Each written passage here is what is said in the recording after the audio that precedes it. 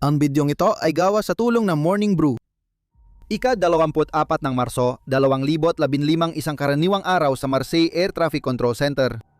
Sa oras na alas 9 at 29 na minuto at 40 segundo, nagtatag ng radio connection ang controller na naka-duty sa Germanwings Flight 525 na lumilipad mula Barcelona papuntang Dusseldorf. Ayon sa karaniwang proseso, binigyan ng clearance ang kapitan na dumiretso sa Irmars Waypoint. Inulit ng piloto ng Airbus A320-211 ang clearance bilang kumpirmasyon ng tagubilin ng controller. Matagumpay na naigabay ang kanyang eroplano. Makalipas ang wala pang isang minuto, napansin ng controller na binago ng flight 525 ang napiling altitude mula 38,000 talampakan papuntang 100 talampakan. Nakaset sa autopilot ang pagbaba at naka-idle ang autothrust kaya bumabagal at bumababa ang eroplano. Tinangkang kontakin ng Marseille Control Center ang flight 525 ngunit walang sagot. Patuloy sinusubukan ng controller habang bumababa ang eroplano. Mali talaga. Tinangkang kontakin ng French Air Defense System ang crew ng Germanwings pero nabigo rin. Sa Orange Cretaz Airbase, isang Mirage jet ang lumipad para harangin ang eroplano. Ang eroplano ay nasa ilalim ng 10,000 talampakan at patuloy bumababa. Pagkatapos, 11 minuto matapos ang huling radio contact, nawala na sa radar ang flight 525. Bumangga ang Germanwings Flight 525 sa gilid ng bundok na ikinasawi ng lahat ng sakay nito. Napakalaking trahedya ito at walang nakakaalam ng tunay na nangyari. Ito ba ay na-hijack? Nasira ba ito at bumagsak? Hindi. Isang maliit ngunit mahalagang pagkukulang ng mga responsable ang naging sanhi ng isa sa pinakamalaking sakuna ng eroplano sa kasaysayan. Mas maaga noong umagang yon, ang Airbus A320 at 2200 at 11 ng Germanwings ay pumasa sa regular na pre-flight check sa paliparang pinagmulan nito ang Barcelona El Prat Airport. Nakatakda ang flight ng 8:35 ng umaga, ngunit ang eroplano ay nanatili sa gate na may pagkaantala. Matapos ang mabilis na pagsakay, inilipat ng piloto ang eroplano sa runway. Sa likod ng mga kontrol ay si Kapitan Patrick Sondenheimer, 34 na taong gulang, isang bihasang piloto na may 10 taon ng karanasan sa paglipad at 6,000 oras ng paglipad. Ang kanyang co-pilot si Andreas Lubitz na 27 taong gulang na sumali sa kumpanya labing 8 buwan nang nakalipas ay mas kaunti ang karanasan na may 600 at 30 oras lamang ng paglipad. Ang parehong crew ang nagpalipad ng biyahe mula Dusseldorf ng 6:01 AM at lumagpak sa Barcelona ng 7:57 AM noong araw na yon. Nagpaumanhin si Kapitan Sondenheimer sa pagkaantala at nangakong gagawin ang makakaya para mabawi ang nawalang oras para sa mga pasahero ng flight 525. Alas 9 ng umaga sa Greenwich Time, ang Airbus A300 at 2211 na may rehistrasyon bilang Delta Alpha India Papa X-ray ay lumipad mula sa runway at tumaas sa ibabaw ng lungsod ng Barcelona. Pagkatapos itakda ang kursong pahilaga, itinakda ni Kapitan Sondenheimer ang autopilot sa climb at navigate mode. Alas 9:27 ng umaga, narating ng eroplano ang cruise altitude na 38,000 talampakan. Isinabihan ni Sondenheimer ang unang opisyal na ihanda ang landing gear at suriin ang impormasyon sa paliparan at panahon sa Dusseldorf 1 oras at kalahati bago lumapag. Sumagot si Lubitz ng maikli, ngunit medyo misteryosong tugon. Sana makita natin. Lumipas ang 1 minuto, nakipag-ugnayan ng crew sa Marseille en route control center at nakuha ang ruta ng paglipad sa ibabaw ng France. Alas 9:30 ng umaga yon.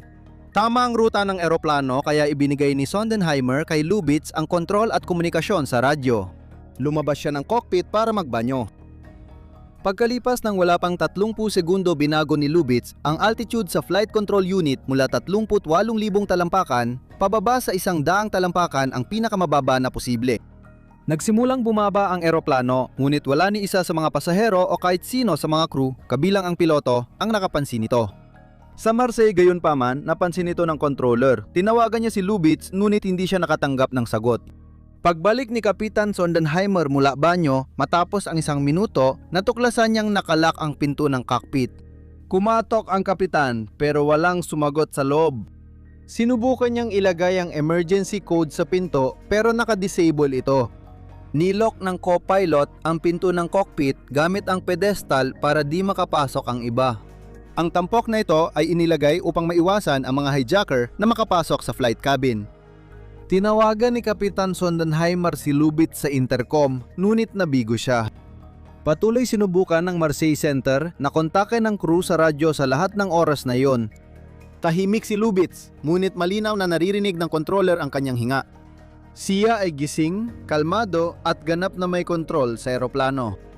Nang mapansin ng kapitan ang pagbaba ng eroplano, malakas siyang kumatok at sumigaw kay Lubitz na buksan ang pinto. Dahil tahimik sa loob, sinubukan ni Kapitan Sondenheimer buksan ang pinto gamit ang palakol, ngunit hindi niya ito nabasag. Matapos ang 9/11, inatasan lahat ng eroplano na maglagay ng shockproof na pinto sa cockpit. Hindi ka makakapasok sa cockpit maliban kung bubuksan ito mula sa loob. Ang ingay na ginagawa ng kapitan habang sinusubukang pasukin ang loob ay nakakuha ng atensyon ng mga pasahero. Noong oras na iyon, ang eroplano ay 10,000 talampakan ng taas at malapit sa delikadong tuktok ng French Alps. Nagkaroon ng takot at kaguluhan sa loob ng kabina habang nagsisigawan sa takot ang mga pasahero. Patuloy na sumisigaw at malakas na kumakatok ang kapitan sa pinto, habang mula sa loob ng cockpit ay maririnig ang babala, terrain, terrain, pull up, pull up. Lalong naging madalas ang pagbibip habang mabilis at hindi mapigilan ang paglapit ng eroplano sa mga dalisdis ng bundok. Ang flight recorder na nag-record ng buong pangyayari at nagbigay daan para muling buuin ang mga kaganapang ito ay tumigil sa paggana ng 41 ng umaga. Noong 10:15, in-inform ng Marseille En Route Control Center ang French Bureau of Inquiry and Analysis for Civil Aviation Safety o BEA tungkol sa pagbagsak ng Flight 9525.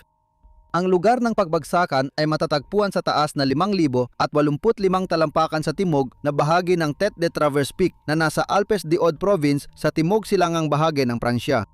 Sa oras ng banggaan, ang eroplano ay lumilipad sa 435 milya bawat oras na nagdulot ng ganap na pagkawasak ng eroplano.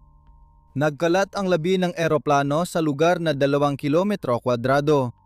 Kinabukasan, Marso 25, inihatid ng mga helikoptero ng French Gendarmerie ang 7 investigador ng BEA sa crash site. Kasama nila ang mga search and rescue team, ngunit halos wala nang mailigtas. Ang pinakamalaking piraso ng bumagsak na eroplano ay kasinlaki lang ng kotse. Walang nakaligtas sa 144 na pasahero at 6 na tripulante nang bumagsak ang eroplano. Dahil sa grabang sira ng eroplano, matinding panahon at mahirap na lokasyon, nagpasya ang mga investigador na pagtuunan ng pansin ang paghahanap sa cockpit voice recorder o black box. Matapos matagpuan ang voice recorder sa unang araw ng paghahanap at ang flight data recorder sa sumunod na linggo, nagawa ng mga investigador na buuin muli ang takbo ng pangyayari.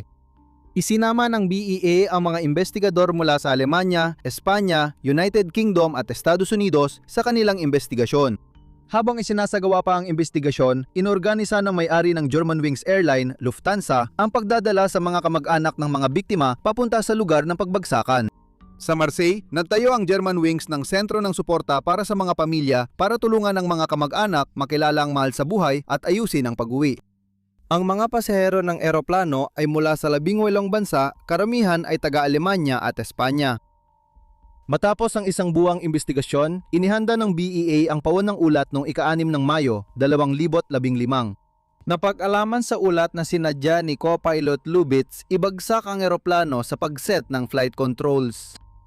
Bukod pa rito, kinumpirma na sa biyahe mula Dusseldorf papuntang Barcelona, inensayo rin ni Lubitz ang kaparehong pamamaraan. Habang wala ang kapitan sa cockpit, itinakda niya ang altitude sa 100 talampakan at napilitang balaan siya ng Bordeaux Air Traffic Control. Nagugulat ang pahayag na ito. Ano ang natutulak sa isang pilotong dapat nagdadala ng tao ng ligtas na gumawa ng malawakang pagpatay? Isa ba siyang terorista? Sira ba ang ulo niya? Si Lubitz ay ipinanganak noong 1987 sa Neuburg an der Donau, Bavaria, pero lumaki siya sa Montabaur, isang maliit na bayan sa estado ng Rhineland-Palatinate sa kanlurang Alemanya. Bilang bata, si Andreas Lubitz ay tahimik at normal. Nangarap siya maging piloto. Sa edad na 14, sumali siya sa Westerwald Flight Club at lumipad ng glider. Sabi ng kanyang mga kaibigan at katrabaho, siya ay masipag, determinado at tiyak na hindi ang taong sadyang magpapabagsak ng eroplano. Mahilig si Lubitz sa eroplano at paglipad. Para sa kanya, hindi lang ito trabaho, kundi katuparan ng pangarap. Noong siya ay 20 taong gulang, nag-apply si Lubitz na sumali sa Flight Academy ng Lufthansa sa Bremen at napabilang siya sa 5% ng mga aplikante na natanggap sa programa. Habang nag-aaral sa Bremen Academy, sandaling tumigil si Lubitz sa pagsasanay bago lumipat sa Lufthansa Training Center sa Arizona, Estados Unidos. Dito siya nag-training ng 100 oras sa paglipad. Noong 2011, bumalik si Lubitz sa Alemanya para ituloy ang training sa pagpapalipad ng jet. Nagsimula siyang magtrabaho sa Lufthansa bilang flight attendant, karaniwang hakbang ng mga nais maging piloto. Pagkatapos ng pagsasanay sa akademya noong 2013, sumali si Lubitz sa Germanwings at agad naging first officer. Bilang co-pilot, si Lubitz ay nag-co-pilot ng maikling biyahe sa buong kanlurang Europa. Lumipat siya sa maranging apartment sa Dusseldorf kasama ang kasintahan noong parehong taon. Noong 2015, maayos ang takbo ng kanyang buhay. Wala namang nagpapahiwatig na mayroon siyang anumang problema. Hinalugug ng mga Germanong pulis ang kanyang apartment at bahay ng pamilya sa Montabaur matapos ang aksidente. Natuklasan sa personal na dokumento at computer ni Lubitz na may tinatago siyang malaking lihim. Nadiskubre ng mga investigador ang ilang punit-punit na medical certificate na patunay ng malubhang problemang pangkalusugan ni Lubitz na dapat pumigil sa kanya magpalipad. Siya ay dumaranas ng isang psychosomatic disorder at anxiety disorder. Akala ng co-pilot nung una na mawawalan siya ng paninin at posibleng lisensya at trabaho bilang piloto. Gayunpaman, wala sa 12 ng ophthalmologist na sumuri sa kanya ang nakitang problema sa kanyang paningin. Napansin ng ilan na si Lubitz ay may labis na takot at hypochondriacal disorder. Habang lumilipas ang panahon, lumala ang kanyang kalusugan sa pag-iisip hanggang sa umabot sa puntong naisipan na niyang magpakamatay. Bago ang insidente, ipinakita ng kanyang computer na naghahanap siya online ng pinaka-epektibong paraan para gawin ito. Noong panahong iyon, muling nagpatingin si Lubitz sa mga pribadong doktor dahil sa problema sa paningin at tulog. May isang nagdiagnose sa kanya ng posibleng psychosis at nagrekomendang magpagamot sa psychiatric na ospital. Niresetan siya ng doktor ng mga antidepressant at pampatulog. Binigyan si Lubitz ng 19 araw na medical certificate. Iyon ay noong Marso 12, 2015 araw bago ang aksidente. Hindi niya kailanman ipinasa sa employer ang medical certificate at iba pang natanggap niya noon. Wala ring doktor ang nag-inform sa Germanwings tungkol sa lumalang kondisyon sa pag-iisip ni Lubitz. Maaring magtaka kung paano napalipad ng lalaking may psychosomatic disorder ang eroplano. Maaring napabayaan ito ng mga nakatataas. Nagulat ang kanyang mga amo nang malaman ng sakit sa pag-iisip ni Andreas Lubitz. Sabi ni Carsten Spohr, CEO ng Lufthansa, walang alam ang kumpanya sa anumang problema at hindi sila naabisuhan tungkol dito. Tinanggap si Lubitz matapos pumasa sa psikolohikal na pagsusuri at hindi nagpakita ng pagkabalisa habang lumilipad. Sabi ni Spohr, 100% siyang pinayagang lumipad ng walang mga pag-iigpit. Perpekto ang paglipad niya, kaya walang dapat alalahanin. Hindi kailanman sinabi ng mga doktor ni Lubitz sa Lufthansa ang tungkol sa kanyang kalusugan.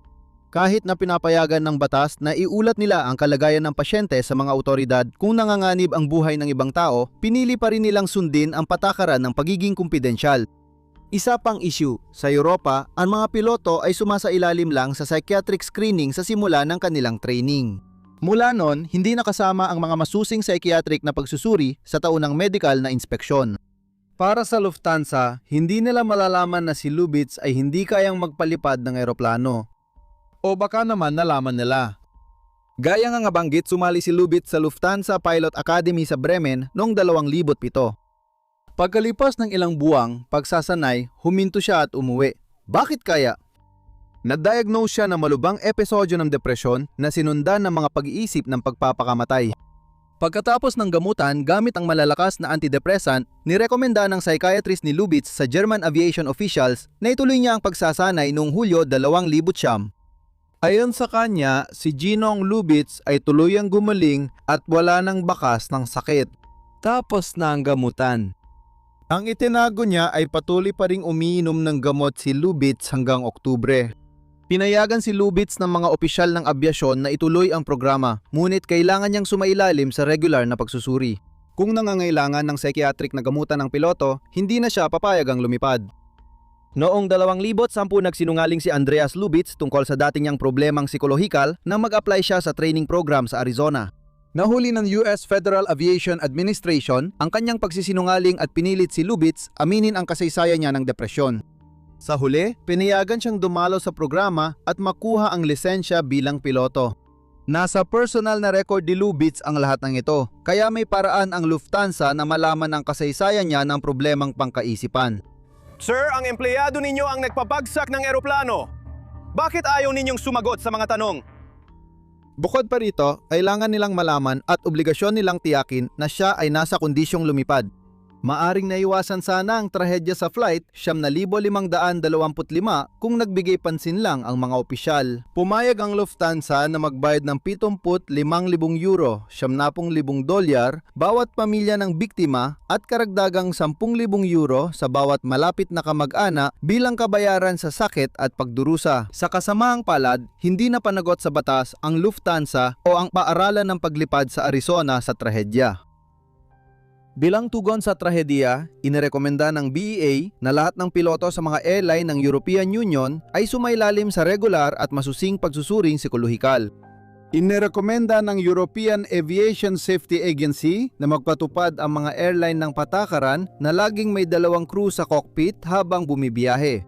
Gayunpaman, 1 taon matapos ang trahedya, binawi ang rekomendasyon. Itinigil ng Lufthansa at Germanwings ang patakarang ito noong 2017.